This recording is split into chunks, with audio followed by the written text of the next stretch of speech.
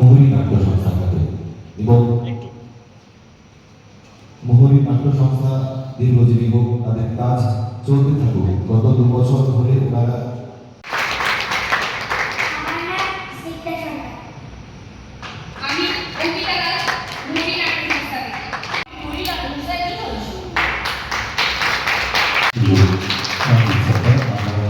উৎসব ছাড়াও তুলে ধরার জন্য অনুরোধ করছি প্রাক্তন সভাপতি বিবর্তন সংস্থার হাতে আমাদের উৎসব আয়োজন করেছে।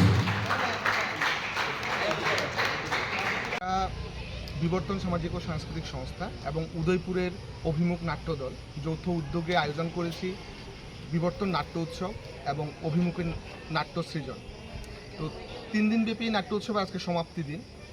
3 দিন আমরা যে প্রয়াস চালিয়েছি শান্তির বাজারে মানুষ নাটক দেখুক, আবার পুনরায় দীর্ঘ বছর পর নাটক মঞ্চস্থ হোক এবং নাট্যপ্রেমী মানুষরা হলে আসুক, তা আমরা মোটামুটি ভালোই সাড়া পেয়েছি।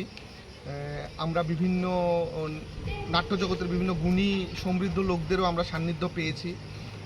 এছাড়াও বিভিন্ন অঞ্চল থেকে আমরা হলে দর্শক হিসাবে আসনে অনেকজনকেই পেয়েছি এবং ভালো সাড়া পেয়েছি। বিভিন্ন প্রান্তের রাজ্যের বিভিন্ন নামি দামি নাট্য সংস্থাগুলো এখানে নাটক উপস্থাপন করেছেন এবং শান্তির বাজারের নাট্যমোদী দর্শকগণও তাদের উপস্থাপনা দেখে অনেকটাই সমৃদ্ধ হয়েছে।